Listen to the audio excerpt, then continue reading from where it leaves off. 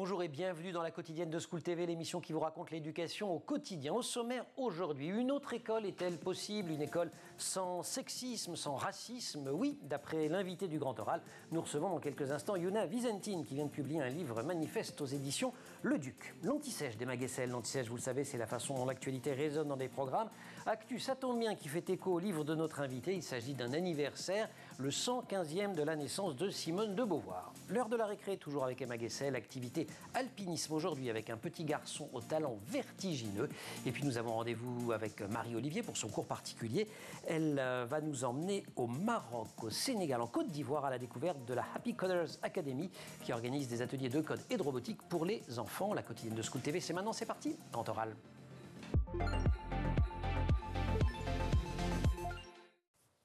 Une autre école est possible. Voilà, je fais comme ça parce que c'est rouge, parce qu'il y a un point d'exclamation, donc c'est pas une question, c'est pas un postulat. C'est le titre du livre qui sort aux éditions Le Duc, livre de Yuna Visentin, et il résonne comme un slogan, mais aussi comme un cri de ralliement. Une de ses originalités, eh bien, c'est d'être signé par une enseignante en activité, professeure de lettres en collège, une personne donc qui vit le système de l'intérieur, qui ne se contente pas de l'observer en chercheuse ou en intellectuelle, j'allais dire aussi en journaliste. Une autre est de renvoyer dos à dos les principales critiques, deux des principales critiques du moins de l'école, celles qui vous affirment que c'était mieux avant ou celles qui pensent que les pédagogies alternatives sont la réponse à tout pour demain. Yuna Visentin, bonjour. Bonjour. On est ravis de vous accueillir. Alors le titre du livre, donc Une autre école est possible, il y a un sous-titre, Déconstruire l'institution pour se libérer des oppressions, entre parenthèses, sexisme, racisme, classisme. Commençons par le sexisme, c'est presque un péché originel de l'école de Jules Ferry. Vous le citez très très tôt dans le livre. Rafraîchissez la mémoire de celles et ceux qui ne vous ont pas encore lu. Alors, merci déjà de m'accueillir ici et merci de commencer par ça parce qu'en fait, c'est une des choses qui m'a le plus marqué, qui m'a le plus touchée quand j'ai commencé à faire des recherches pour l'écriture de ce livre, c'est l'histoire de l'école. Parce qu'on a tous une image en fait très fantasmée de l'école, certes qui peut être critiquée, mais qui reste celle de cette école de la Troisième République, une école de la liberté, une école de l'émancipation. Et en fait, quand on se penche très simplement, sans avoir besoin de faire des recherches historiques. Ah oui, on lit les textes. Voilà, on lit les textes. Il n'y a pas d'interprétation ou d'analyse, on lit. Exactement.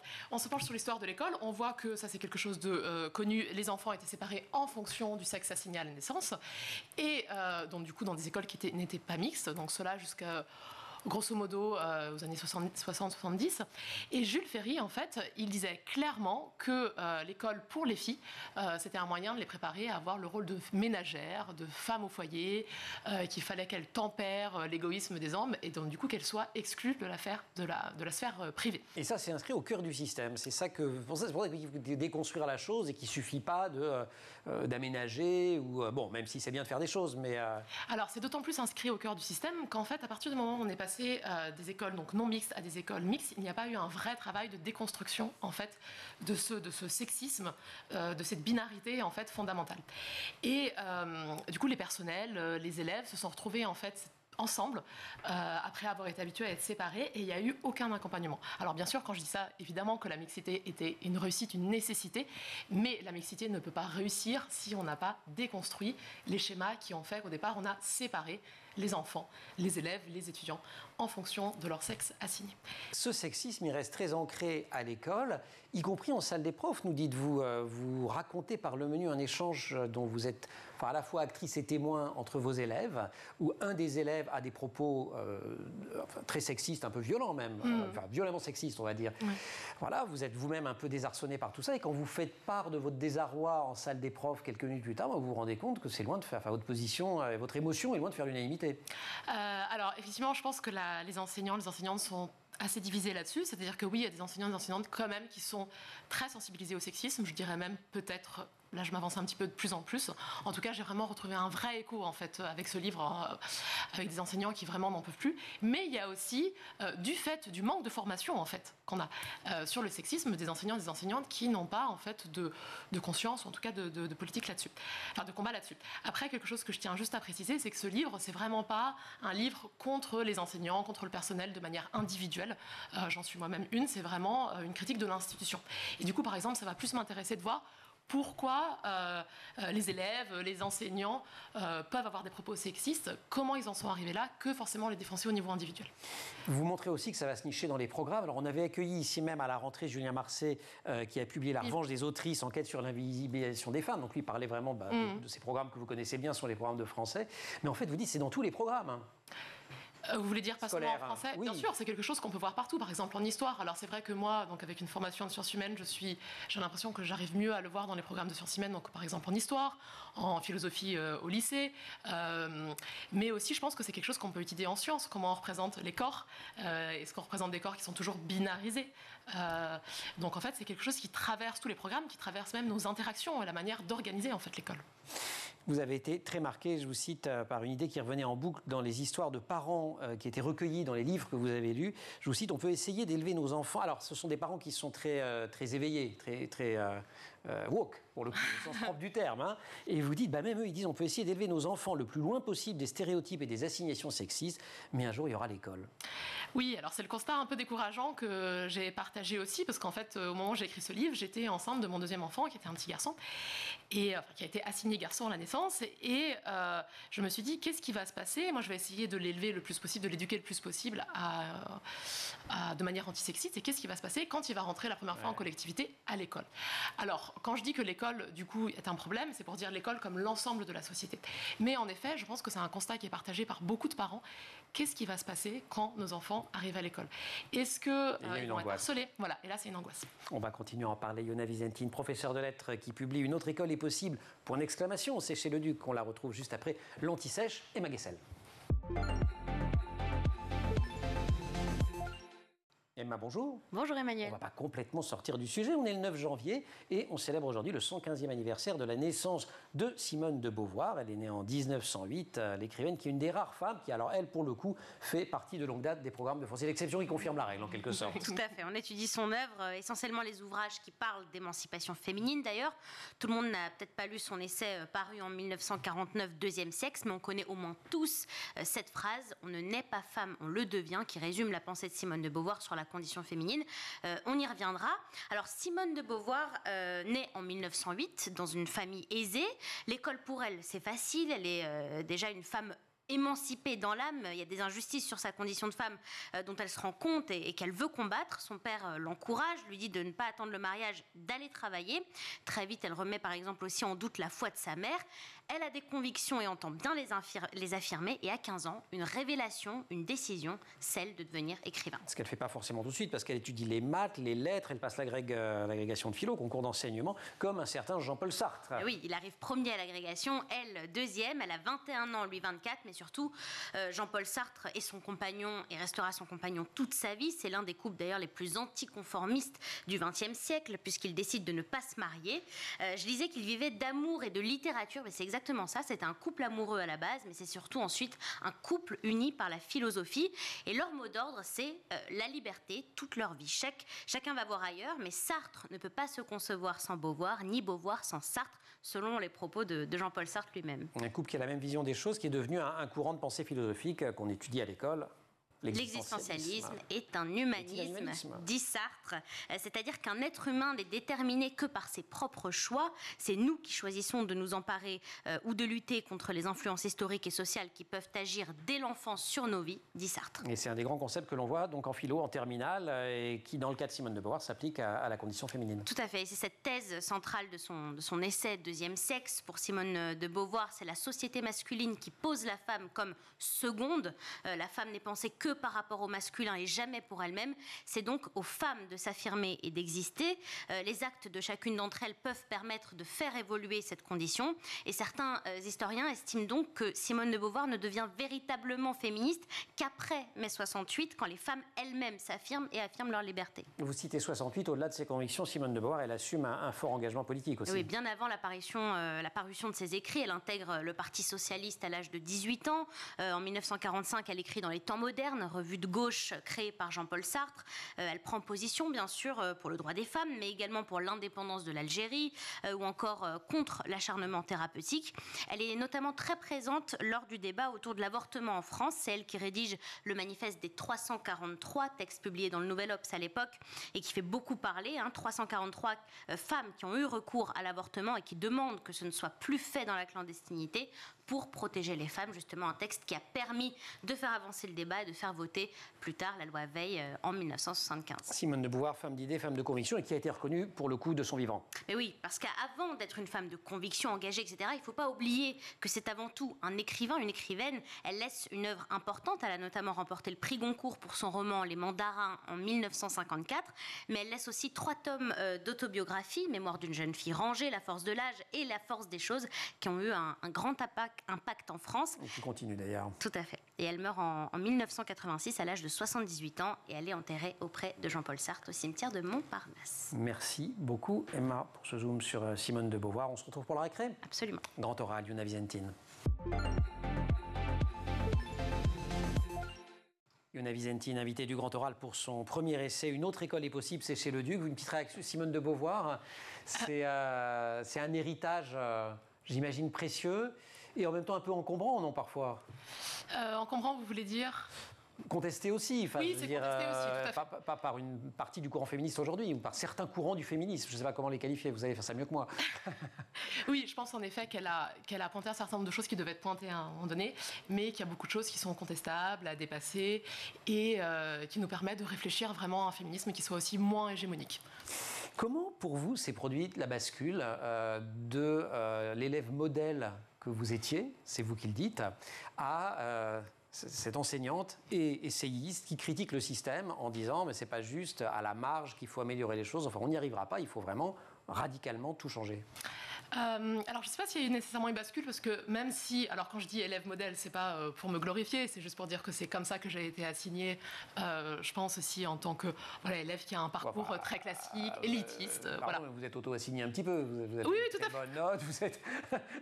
Pardon, c'était pour dire que vous avez fait les classes préparatoires, vous êtes normalienne, etc. Donc c'est pas que... Non, on va dire que j'ai travaillé... On vous a pas plaqué l'étiquette, vous avez bossé pour, ça va chercher ces choses-là. Voilà, j'ai bossé pour, mais j'avais un certain nombre, on va dire, de facteurs favorables qui m'aidaient, en fait, notamment le fait d'avoir une mère enseignante, par exemple, ou des choses comme ça, qui m'ont aidé à naviguer dans ce monde.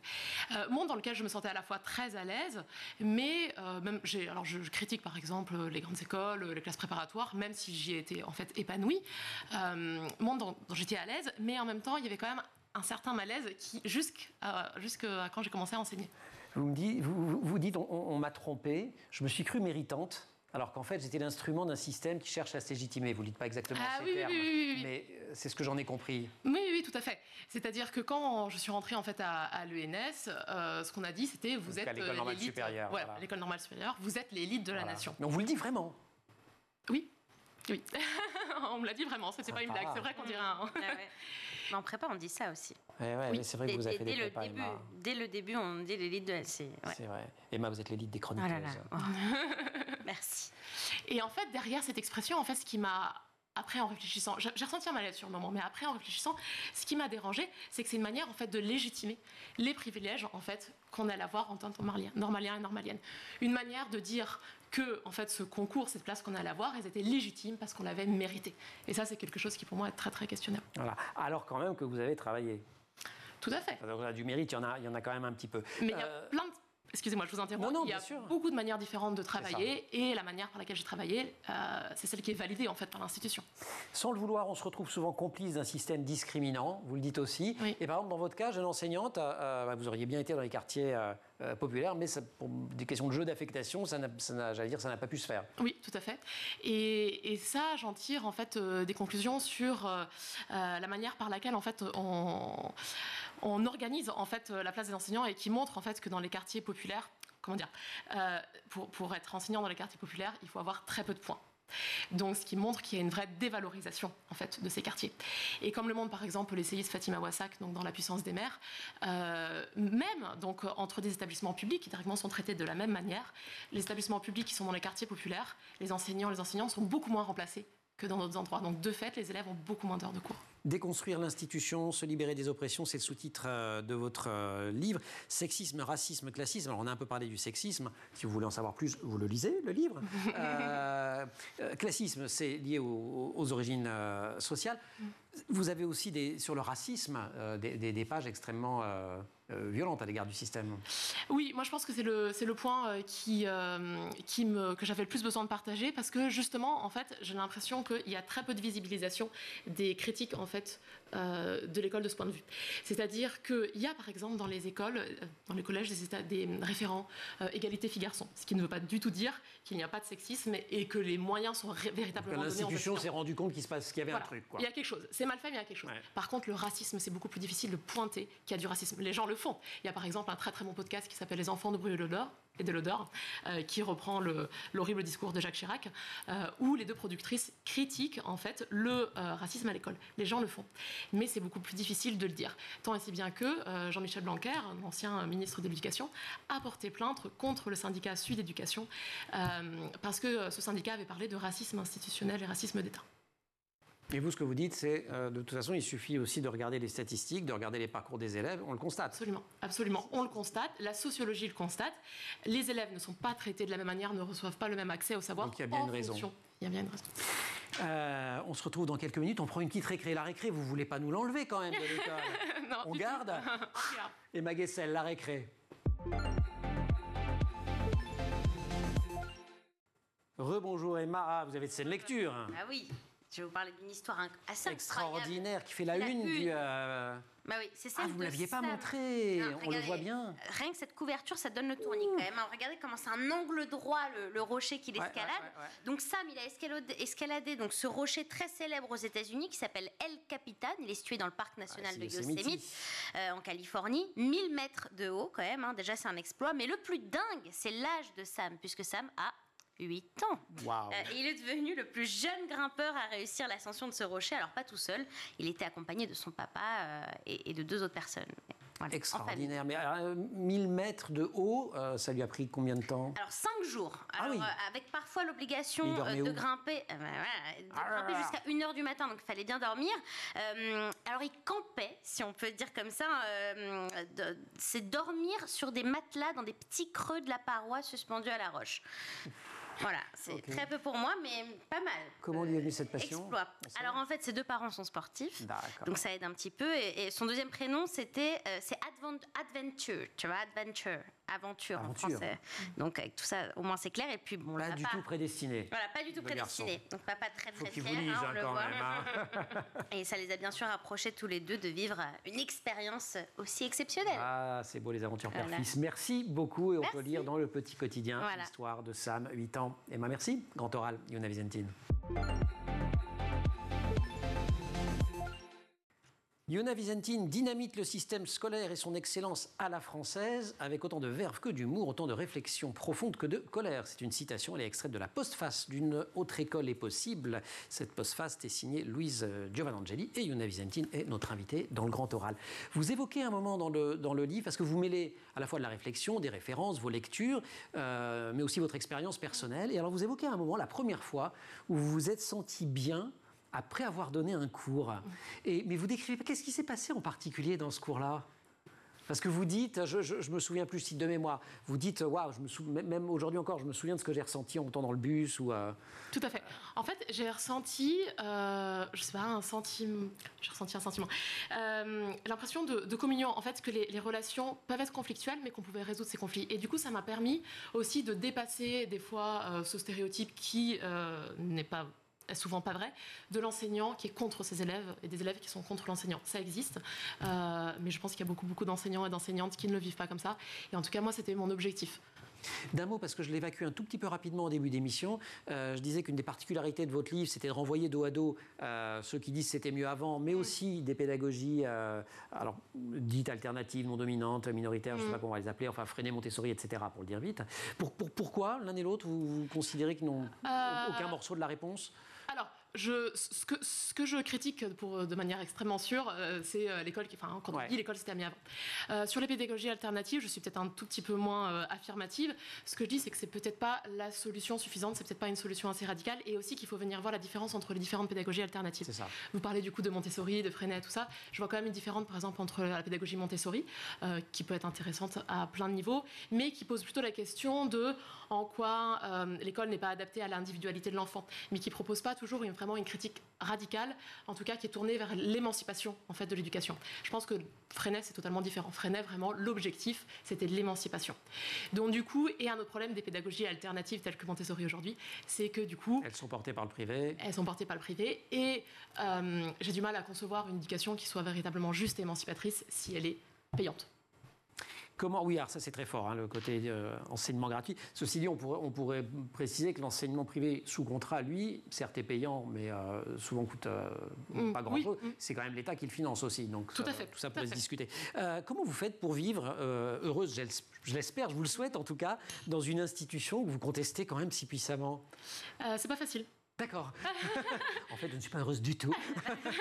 Je suis très heureuse, mais c'est vrai que c'est quelque chose d'extrêmement compliqué et c'est un malaise, je pense, que je partage avec beaucoup d'autres enseignants et d'enseignantes qui quittent l'institution.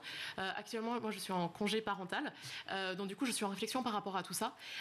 Mais en effet, je trouve ça très difficile d'avoir cette posture très paradoxale, très contradictoire, parce qu'on incarne une institution qui a de nombreux égards est oppressive. Et qu'est-ce que ça veut dire face à nos élèves?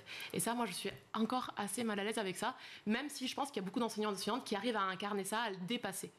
Il y a une enseignante interrogée dans Le Monde la semaine dernière qui disait entre l'éducation nationale et nous, c'est comme un mariage qui tourne mal, on peut plus se voir en peinture, mais on reste pour les enfants. Oui, tout à fait, je comprends tout à fait ce point de vue. Moi, je pense que je me suis jamais sentie mariée avec l'éducation nationale, ça c'est sûr. Ça a commencé par une séparation. Enfin voilà, il n'y a jamais eu un moment de miel, voilà, total. Mais oui, on reste pour les enfants. Oui. Vous dites aussi que vous craignez plus pour votre liberté pédagogique de votre hiérarchie que des parents. Parfois, vous tentez des trucs avec les élèves. Vous vous dites, bon, s'ils le racontent le soir à la maison, peut-être m'en prendre une le lendemain matin. Enfin, m'en prendre une métaphoriquement, je vous le souhaite du moins. Mais par contre, la hiérarchie, ça peut être beaucoup plus violent. Oui, alors là, c'est individuel, c'est-à-dire que ça peut dépendre, mais en effet, on a un certain nombre de choses qu'on n'a pas le droit de faire en tant qu'enseignant. On n'a pas le droit de critiquer théoriquement l'institution. Ouais. On a un droit de réserve. Et ça, moi, c'est quelque chose qui me pose énormément de problèmes parce que j'ai l'impression que c'est quelque chose qui contraint énormément la liberté d'expression. Même si les appels à la tolérance ne trouvent pas forcément grâce à vos yeux, vous dites, voilà le problème, la tolérance ne permet pas de combattre les inégalités, elle ne fait que les reproduire de manière plus douce et prétendument conciliante. Alors, ça, en effet, c'est quelque chose qui m'importe. Je reviens, pardon, parce que j'aurais dû le préciser, sur les questions de racisme, etc. Voilà, la différence. On dit soyez tolérants, soyez tolérants. On dit ça ne suffit pas. Ça ne suffit pas, pourquoi? Parce que quand on dit soyez tolérants, ça veut toujours... On reproduit, en fait, une discrimination, une séparation entre les personnes qui ont le pouvoir de tolérer, d'accepter à l'intérieur de leur groupe les autres, les personnes marginales. Et du coup, même s'il y a des bonnes intentions derrière, dans toute cette idée de la tolérance, même quand on parle de diversité, même d'inclusivité, il y a toujours cette idée, en fait, que c'est le groupe central qui doit se caler sur... Voilà, que les autres doivent se caler sur le groupe majoritaire. C'est ça. Et du coup, ça retire totalement l'agentivité, le pouvoir, la confiance des autres personnes. Bon. Et ça garde une discrimination. Yuna, vous allez rester avec nous, si vous voulez bien, pour le cours particulier de Marie-Olivier. Il faut un tome 2. Parce que une fois qu'on a déconstruit l'institution pour se libérer des oppressions, il va falloir en construire une autre quand même. C'est vrai, ce sera un beau projet. C'est le projet. Emma, merci. C'est Marie qui va nous rejoindre. Vous restez avec nous, Yuna. Cours particulier. Cours particulier, notre rendez-vous avec Marie-Olivier. Marie, bonjour. Bonjour Emmanuel. À la découverte de pédagogie. Alors souvent d'ailleurs on parle Montessori, Freinet ou d'autres. Mais surtout on voyage énormément parce qu'on éduque les enfants dans le monde entier. Et aujourd'hui on part à la rencontre d'enfants qui codent dès le plus jeune âge. Oui, vous êtes d'accord, on utilise tous des applications quotidiennement sans qu'on sache vraiment ce qu'il y a derrière, les lignes de code. Eh bien, elles permettent de programmer des sites, des applications et des jeux, ces lignes. Absolument. Et les enfants ou les adolescents sont un public particulièrement concerné, surtout ceux de maintenant qui sont nés avec un téléphone à la main. C'est pas forcément l'idée du siècle d'ailleurs, mais enfin bref. Oui, exactement. L'idée en tout cas en apprenant à coder, c'est qu'ils n'utilisent pas passivement le digital, mais qu'ils comprennent la logique qu'il y a derrière. C'est ce que de nombreux programmes ou écoles dans le monde cherchent à faire. On trouve des jeux de société pour apprendre à coder, des ateliers dans des classes ou encore des cursus comme la Happy Coders Academy. Et c'est là qu'on voyage. Parlez-nous de ce projet. Oui, alors il est né au Maroc, à Casablanca, il y a plusieurs années, avant de se développer aussi en Côte d'Ivoire, à Abidjan, et au Sénégal à Dakar. Happy Coders Academy organise des ateliers de code, mais aussi de robotique pour les enfants, tenez-vous bien, de la moyenne section, donc environ 4 ans au lycée. Ah oui. Alors comment, à 4 ans, on code comment? Alors à 4 ans, par exemple, ils ont de petits robots sous forme d'abeilles ou des cubes électroniques, et les enfants, qui sont accompagnés évidemment des animateurs, doivent frayer un chemin à leur robot en allant à gauche, à droite, en avant, en arrière. Ils programment ce chemin sur une carte géographique, par exemple la carte de l'Afrique, ou entre les différentes lettres de l'alphabet. C'est super dur. Je ne sais pas si vous avez testé déjà. Ouais, c'est très très dur. Parce qu'en fait, il faut que l'enfant comprenne que parfois, pour tourner à gauche, il faut programmer qu'il tourne à droite, quand le truc a fait un demi-tour. C'est ça, ouais. Voilà, donc c'est pas facile. C'est très très chaud. Et en plus, leur idée, c'est pas seulement de coder, mais c'est aussi de mêler les différentes disciplines. Ouais, c'est ça, je vous parlais de la géographie ou des lettres de l'alphabet. On peut servir du code pour comprendre le monde en utilisant la géographie ou les langues, mais le principe du code même aussi est intéressant. C'est ce que vous disiez, c'est pas facile. On cherche à ce que l'enfant se débrouille par lui-même pour trouver le chemin, qu'il rentre dans la logique du code en structurant sa pensée. Pourquoi est-ce que c'est si important que ça? En fait, selon les dirigeants d'Happy Coders Academy, en fait, coder sera à l'avenir aussi important selon eux que compter, lire ou écrire, et il faudrait donc l'enseigner dès le plus jeune âge. Les abeilles pour les tout petits, pour les plus grands, puisque vous me dites que ça va jusqu'au lycéen. Oui, au lycée, ils ne font pas les petites abeilles. À partir de 7 ans, les enfants créent leur propre jeu sur un logiciel. Ils apprennent alors les bases du code visuel. Et au collège-lycée, ils apprennent le code textuel, comme les vrais développeurs web. Ils apprennent tout seulement à l'école?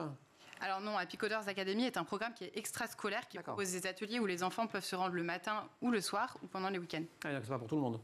Malheureusement pas encore, et c'est même réservé aux enfants des milieux les plus aisés, parce que cela a un coût. En Côte d'Ivoire, par exemple, c'est entre 300 000 et 400 000 francs CFA, ce qui équivaut environ à 500 € par an. Vous allez me réénerver, Yuna. Elle dit qu'il faut que ce soit gratuit, les trucs.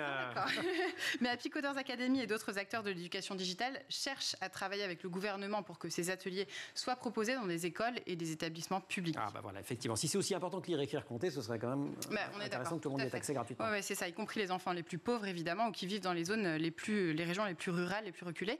D'ailleurs, c'est déjà le cas au Maroc, puisque Happy Coders Academy a réussi cette fois à convaincre le gouvernement et anime des ateliers auprès de populations moins aisées. Super. Et alors, on parle de combien d'enfants à Happy Coders Academy? Alors, plus de 10 000 enfants ont été formés au Maroc et en Côte d'Ivoire et au Sénégal aussi. Et les bienfaits de l'apprentissage du code dès le plus jeune âge seraient nombreux. Déjà, plus on est jeune, plus c'est facile d'apprendre le code. Le cerveau peut aussi absorber plus d'informations. C'était également un excellent exercice de gymnastique mentale parce que ça permet une flexibilité dans l'apprentissage. Comme le dit un des membres de l'équipe, cela permet aux enfants de réapprendre à apprendre différemment en s'amusant. Et ils apprennent aussi à se débrouiller tout seuls et doivent être créatifs. Et bien sûr, ça leur ouvre des portes pour des métiers du numérique plus tard. Et oui, absolument. On a vu dans d'autres pays africains, je crois que c'est le Kenya qui est en train de devenir un... Kenya, Rwanda. C'est important au niveau mondial d'ailleurs, dans ce domaine-là. Marie, merci beaucoup. Merci à vous. Yuna, le numérique, vous n'en parlez pas beaucoup dans le bouquin? Non, j'avoue, je n'ai pas beaucoup de compétences, de connaissances là-dessus, tout à fait. Ouais, mais vous avez l'impression, alors là on a compris que vous étiez en congé pour le moment, mais qu'il y a une vraie compétition, que vos élèves collégiens passent énormément de temps sur les écrans et ça pose problème, ou alors c'est quelque chose où vous dites, il faut, puisqu'ils sont là-dessus, je m'en empare et je joue avec? Moi, ce serait vraiment ce deuxième idée. Alors, bien sûr, après, ça veut dire que si on a ce nouveau médium, qui est du coup le numérique, il faut aussi avoir des règles, en fait, à discuter ensemble, mais en fait, comme tout aspect de la société. Et donc, oui, moi, je dirais de s'en emparer, et de s'en emparer aussi de manière positive, tout à fait. Ça les fait écrire, ceci étant? Oui, ça les fait écrire, bien sûr, et ça les intéresse, et ça les fait interagir, et ils peuvent apprendre énormément de choses avec le numérique. Super. Merci beaucoup, Marie. Yuna, merci beaucoup. Merci beaucoup. Je rappelle le titre du livre, Une autre école est possible. Point d'exclamation. Déconstruire l'institution pour se libérer des oppressions, sexisme, racisme, classisme, c'est chez Le Duc dans la collection Société. Merci Marie, merci aussi à toute l'équipe, au maquillage à Laure Audemont, à Marine Plantec qui est en régie assistée aujourd'hui par Dylan Colère, au son Alexis Oustabassidis, à la réalisation Raphaël Morel. Vous restez sur School TV, vous nous retrouvez nous en permanence sur Internet et sur les réseaux sociaux.